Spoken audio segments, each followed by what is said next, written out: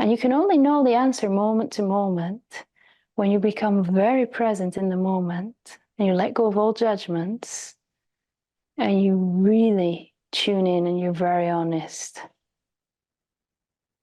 And the mind is sneaky, so it can bring these thoughts. Yeah, it's true for me if it's not. So you start to become more and more discerning.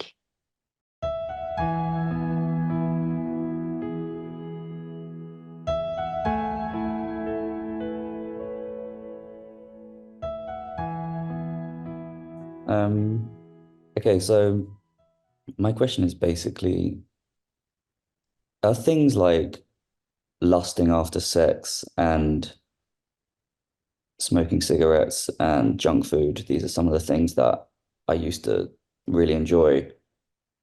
I'm realizing I still enjoy them. And when I give myself permission to not be spiritual, I actually find quite a relief in the fact I allow myself to be honest. And it's like, I do want these things.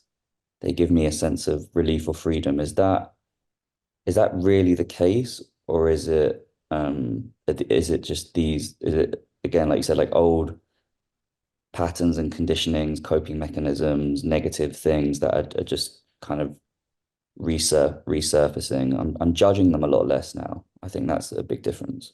I'm just wondering Mm-hmm. what role they play, or what is, what's your attitude to Mm-hmm. those? It only becomes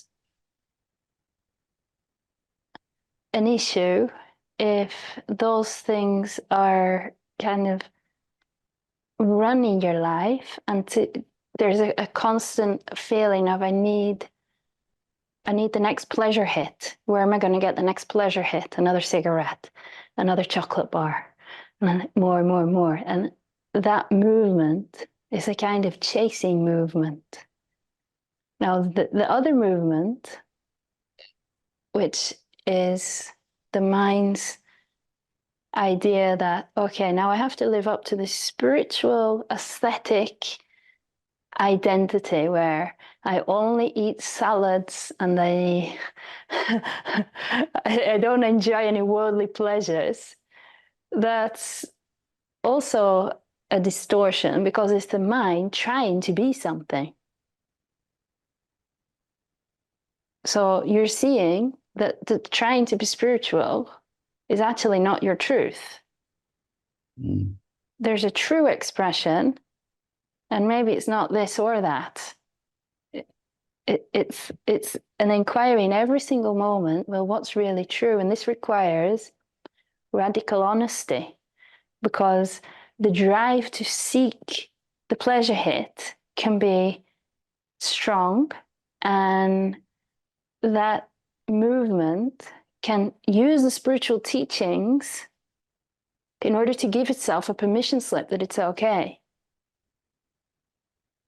when it could be that it's actually not arising out of a true movement.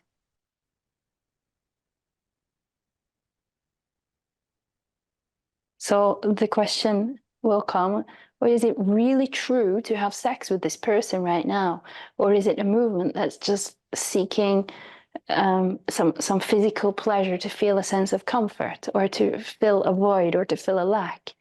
Is it really aligned for me to have this cigarette right now? And you can only know the answer moment to moment when you become very present in the moment and you let go of all judgments and you really tune in and you're very honest.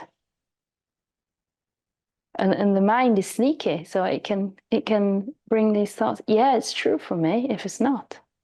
So you start to become more and more discerning.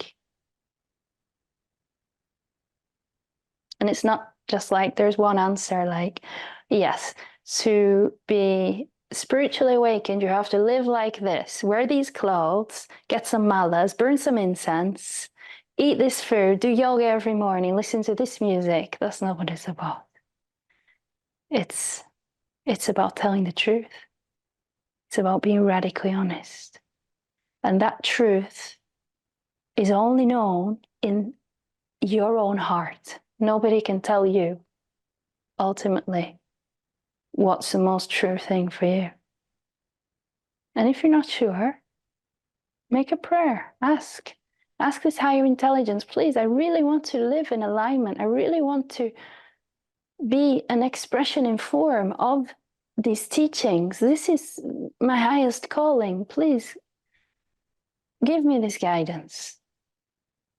Show me.